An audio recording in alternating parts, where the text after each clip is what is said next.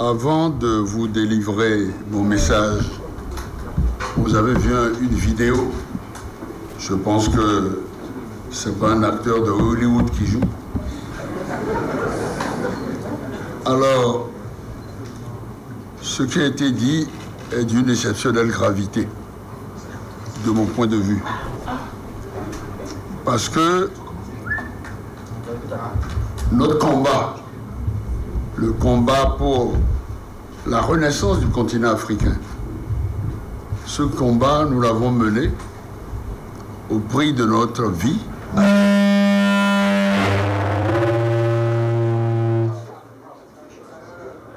Et comme dit Nelson Mandela, on est prêt à donner sa vie pour son continent, la terre de nos aïeux. Alors, il est dit, le seul continent sur lequel la France a un excédent commercial, c'est l'Afrique. L'Afrique achète des marques européennes. L'Afrique appartient à l'Europe. C'est dans le pays de Béhanzin, de Kaba et de Biogara qu'on entend cela. Souvent, vous dites, attention, la Chine est en train d'acheter l'Afrique. En train, dans tout en train, il y a aujourd'hui, mais qui possède les mines? Qui possède le pétrole? Qui possède les produits agricoles? Qui possède l'immobilier? L'Europe. Et c'est un atout énorme.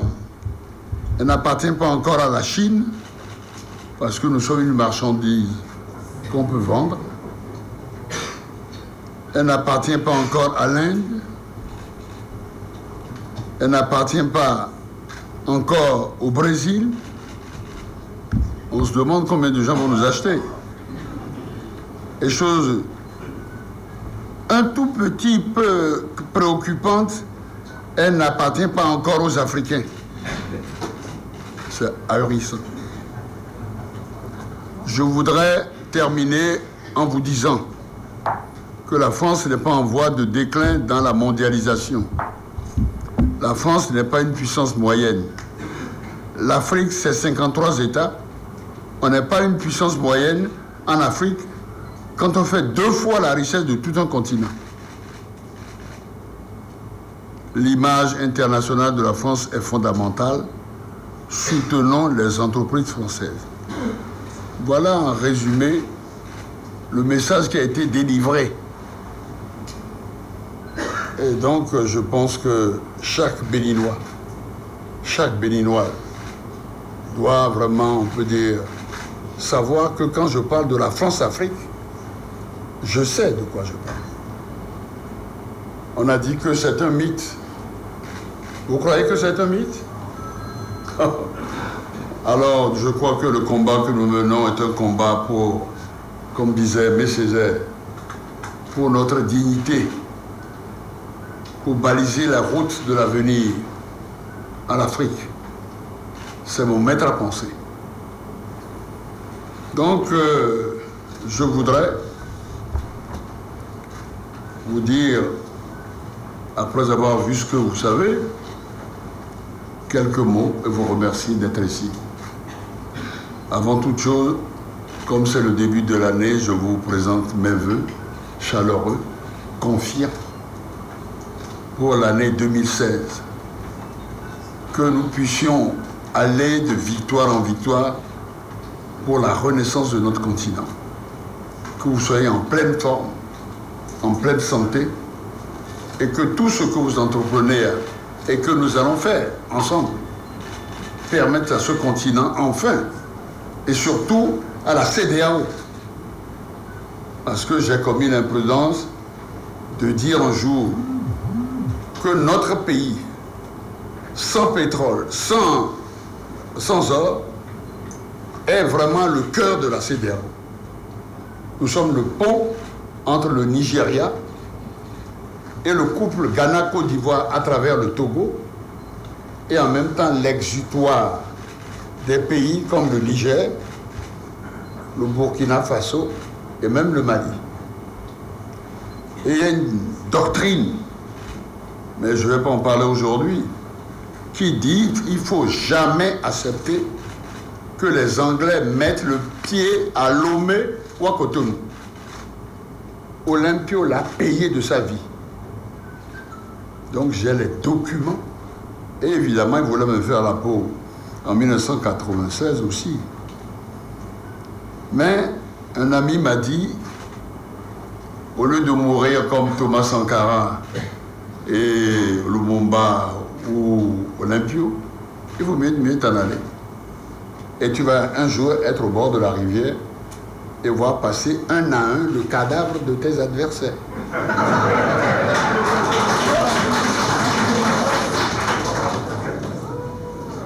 Alors, bonne et heureuse année. Messieurs les professionnels des médias, merci d'avoir répondu si nombreux à notre invitation. Mesdames, Messieurs, ce point de presse vise deux objectifs essentiels. Premièrement, c'est l'occasion pour nous de préciser à la face du monde les raisons qui ont motivé la création du Front anti-Wahala de recolonisation du Bénin. Ensuite, je donnerai ma position sur le soutien apporté par la Renaissance du Bénin à la candidature de Lionel Zinsou. Chers amis journalistes, mesdames, messieurs, la corruption a été de tout temps le fléau qui a ravagé les pays pauvres, les pays africains en particulier, et conduit au sous-développement chronique dans lequel végète aujourd'hui l'Afrique. Mon métier, c'est les finances, inspecteur des finances. Et ça m'a permis d'attraper beaucoup de gens. Et je sais que, bon, ça a permis de barrer la route à la fuite, à la fois des richesses de notre pays. Aujourd'hui, plus que jamais, après plus de 50 ans d'indépendance, les pays africains en général, et le Bénin en particulier, ont besoin de sursaut patriotique de ces enfants pour barrer la route au phénomène de la corruption. J'ai attrapé deux gros poissons. Le premier, je l'ai fait, mais je vous l'indique. Et le second, parce que quand les gens sont dans cette situation, ils sont vulnérables. Et le paysage traditionnel d'un pays, comment alors, est en train de changer.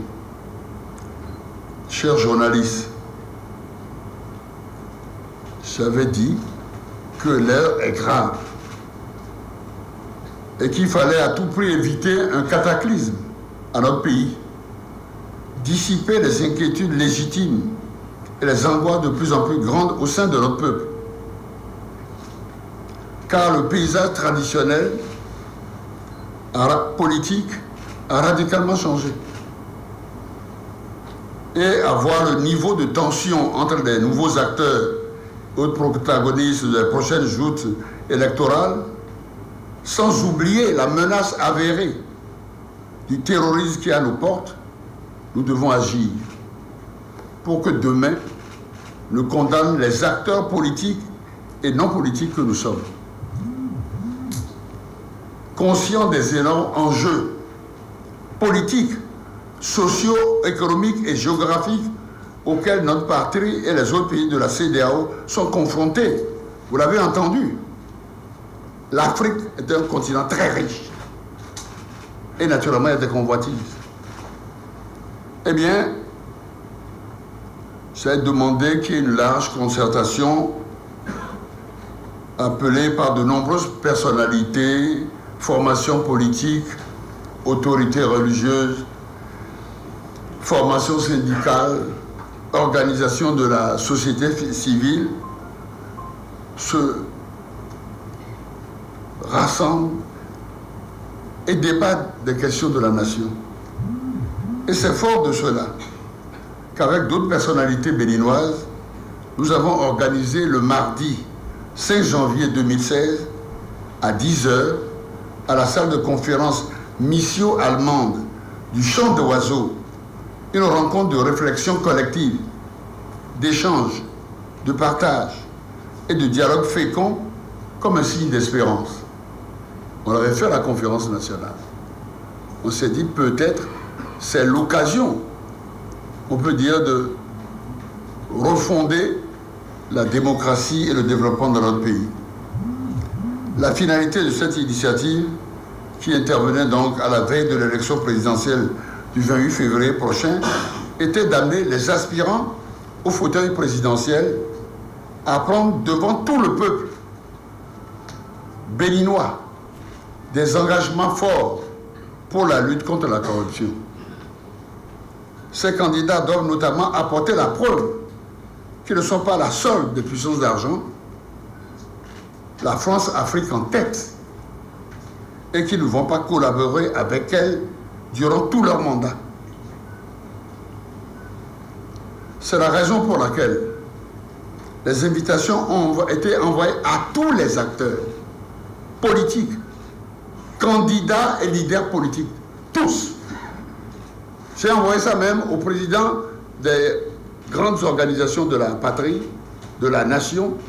Certains m'ont dit, à cause de nos fonctions et du devoir de réserve, on ne vient pas. J'ai même essayé de joindre le chef de l'État, parce que c'est l'avenir de notre pays qui est en cause dans cette affaire. Et qu'est-ce qui s'est passé? Malheureusement, aucun des potentiels prétendants au fauteuil présidentiel, notamment Lionel Zichou, à qui j'ai fait porter une invitation. C'est pour ça que quand je lis Front Anti, je dis non, les gens ne sont pas honnêtes. Sébastien Diavon, Pascal Irénée Koupaki, Patrice Talon, Abdoulaye Biochane, bon, etc., tout le monde. Eh bien, aucun d'eux ne s'est personnellement déplacé vers le champ d'oiseaux pour apporter sa contribution au projet de la constitution d'une feuille de route porteuse d'une gouvernance de qualité. Eh bien, cela montre de façon très claire qu'il se pose un véritable problème quant à l'engagement de toute la classe politique nationale en ce qui concerne la lutte contre la corruption. Eh bien, c'est aussi la preuve que des actions hardies et urgentes s'imposent pour sauver le Bénin. Le front anti-Wahala de refus de la recolonisation du Bénin, né de ces échanges, se veut un creuset pour lancer des élections présidentielles d'abord. La réflexion devant déboucher sur des actions concrètes pour qu'au sortir des élections présidentielles du 28 février 2016, le nouveau président soit un patriote qui aime son pays, qui est capable de mourir pour lui. C'est la terre de nos ancêtres. Il n'est pas une marchandise qu'on vend. Parce que sinon, les Béanzins se retourneraient dans leur tombe. Les Bioguéras se retourneraient dans leur tombe. Les Kabas se retourneraient dans leur tombe. Alors ça, ce combat, je dis que je suis prêt à le mener jusqu'à la fin de ma vie. Alors, le Fonds anti-Wahala de refus de la recolonisation du Bénin, né de ces échanges, se veut donc un creuset pour lancer la réflexion qui doit déboucher sur des actions concrètes pour qu'au sortir des élections présidentielles du 28 février 2016, le nouveau président, je le répète, soit un patriote élu par les citoyens eux-mêmes, c'est ce qui a été mon cas, et naturellement, et non un homme à la solde des puissances d'argent, notamment de la France-Afrique. En effet, notre refus de cautionner un candidat soutenu par les puissances d'argent et la France-Afrique s'explique par le fait que ces réseaux ont toujours utilisé la corruption. C'est comme ça qu'on attache les chefs d'État. Et les autres. Donc, utiliser toujours donc la corruption pour mettre dans leur poche les dirigeants africains et poursuivre le pillage de leur pays. Les affaires Kovacs, oui, c'est moi qui l'ai fait. Du nom du français Louis Kovacs, qui a éclaté en 1972. Vous en connaissez, au fond, la conclusion que j'en ai tirée. Voilà le rapport que j'avais fait à l'époque. Et qu'est-ce que je disais dedans? C'est bizarre, hein? Quand je l'ai ressorti, j'ai dit, mais on se croit aujourd'hui. Parce que ce document est du 25 avril 1975. Et la France-Afrique avait mis à la tête de notre pays quelqu'un, en prenant la précaution de lui faire signer une lettre manuscrite et de voir au fond, le relevé des comptes par où l'argent est passé. Alors j'ai dit, bon, l'affaire Louis Kovacs est en résumé le plus bel exemple des ravages qu'exerce la corruption sur la vie économique, politique et administrative des pays du tiers-monde. Elle contribue non seulement à discréditer l'autorité, à l'affaiblir, mais facilite également sa manipulation par les forces extérieures. À partir de là, on peut faire de toi ce que tu veux. Il y a également, évidemment, maintenant, c'est toujours moi, j'ai demandé que le Fonds monétaire se prononce sur une affaire scandaleuse. Le Fonds monétaire, c'est pas n'importe quoi. L'affaire ICC, c'est la plus vaste escroquerie financière de notre pays. Vous savez combien on a pris dans cette affaire-là?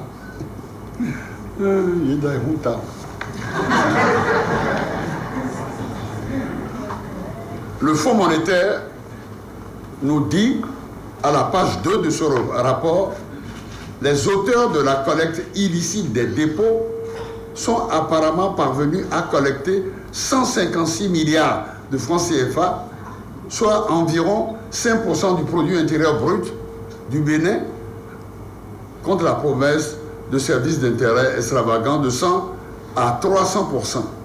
Et le Fonds monétaire dit il s'agit d'une escroquerie majeure. Et celui qui a organisé ça, c'est un certain Guy Aklogan, qui avait par le passé initié une collecte frauduleuse de fonds en Côte d'Ivoire. Lui, il a fini par être chassé. Émile Tegbenou, etc. Quand on lit ça, on a honte. Mes amis européens, américains me disent, mais le gouvernement qui était au courant de tout a mis à la disposition de ces bandits de grand chemin des agents de sécurité et des gardes-corps auxquels le ministère de l'Intérieur avait donné des permis de port d'armes. Ça ne suffit pas de faire la poche des gens, on les protège en plus. Donc évidemment, la conclusion, beaucoup de journaux l'ont publiée, mais maintenant, il faut en parler. Qui est responsable? Alors donc, c'est ça qui explique la manipulation à laquelle nous assistons maintenant. Alors donc, nous avons dit très clairement notre refus de cautionner un candidat soutenu par les puissances d'argent et la France-Afrique. Les affaires Louis Kovacs, ICC dont je vous ai parlé, sont des illustrations patentes. Face à cette démission de la classe politique nationale en ce qui concerne la lutte contre la corruption, il revient désormais à chaque Béninois et à chaque Béninoise de jouer pleinement sa partition dans l'élection présidentielle du 28 février prochain. Il s'agira de tout mettre en œuvre pour barrer la route à la fraude électorale. Parce que Focard dit, ou je tue les gens, ou alors je gagne les élections par la fraude. C'est dans un petit livre que j'ai donné à quelques journalistes. Ça s'appelle « Au mépris des peuples ». Ça, c'est qu'on nous méprise. On nous considère vraiment comme des esclaves. Ensuite, j'ai dit que mon combat contre la recolonisation de l'Afrique et son assujettissement par les puissances d'argent n'est pas nouveau. J'ai donné 2 illustrations, mais c'est mon métier. Tout le monde connaît mon engagement pour le panafricanisme et la lutte contre le néocolonialisme. C'est un combat pour le développement de l'Afrique et tant que Dieu me donnera la force, je le mènerai. Le second sujet sur lequel je voudrais me prononcer porte sur la constitution de la coalition FCBE-RB-PRD. Je tiens à affirmer solennellement ici, je l'ai déjà fait, devant l'opinion nationale et internationale, que je ne suis ni partie prenante, ni concernée, ni engagée par l'alliance de la renaissance du Bénin avec les FCBE pour soutenir le candidat Lionel Zinsou. Je le lui ai dit personnellement, en disant, vous voyez, je suis peut-être vieux jeu, mais pour moi, la parole donnée est sacrée. Et quelqu'un est venu chez moi, il s'appelle Yahi Boni et tout, et talent, comme par hasard. Ce qu'il y a de bien, on peut dire, depuis que je suis né, si quelqu'un me fait quelque chose, j'attends. Et comme disait un vice-président américain, tu verras passer dans quelques temps son cadavre. Je signe ce document-là et signé par Boni Yahi et tout, pour que nous puissions, après les 10 ans de Kérékou, relever l'économie de ce pays. Et figurez-vous, ce document, j'ai dit, vraiment, on l'a considéré comme un chiffon de papier. Je vous l'ai dit à l'occasion de plusieurs élections. Je suis allé voir le chef de l'État actuel. Je lui ai dit, nous avons signé un document. Ah, je suis désolé, papa. Après avoir dit que... Après avoir déclaré avant la négociation que si on rasait son crâne, on verrait le nom de Soglo. J'ai dit, tais-toi. Les gens qui ont tué Jésus ont dit pire que ça. Et c'est ce qui s'est passé. Ils ont formé le gouvernement. Et naturellement, maintenant, ils sont comme chien et chat.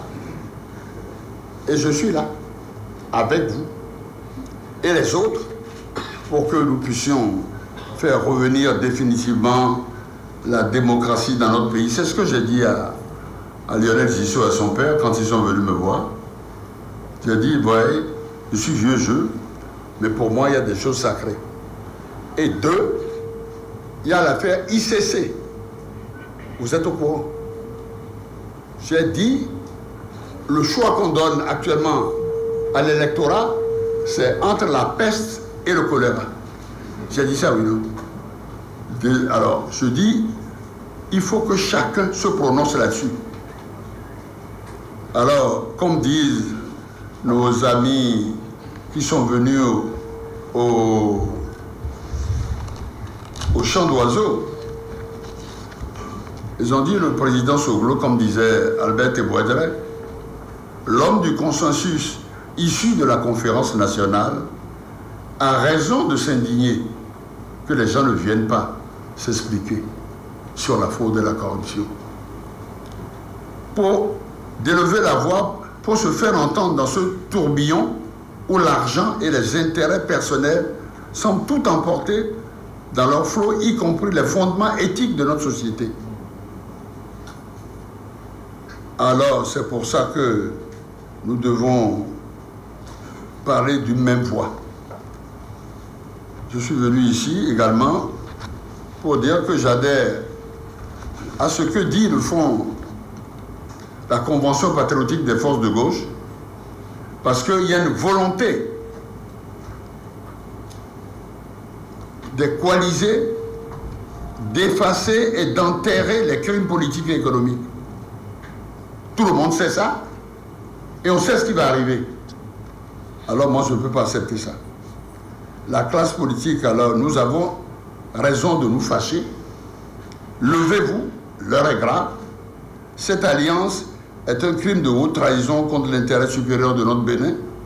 Montrons que s'il y a encore des hommes au Bénin, des Amazones au Bénin, qui se retrouvent dans un large front contre la recolonisation de notre pays. Donc je crois que le peuple maintenant est parfaitement informé. Et je dois dire aussi que j'y ai contribué pour beaucoup, mon épouse aussi. Et donc, ma position est claire là-dessus. Moi, Nicéphore Soglo, je ne soutiens pas Lionel Zinsou. Ma femme et moi l'avons clairement affirmé lors de la rencontre que nous avons organisée au Champ d'Oiseaux. Vive la démocratie, vive le Bénin, vive la renaissance du Bénin. Je vous remercie, messieurs et mesdames.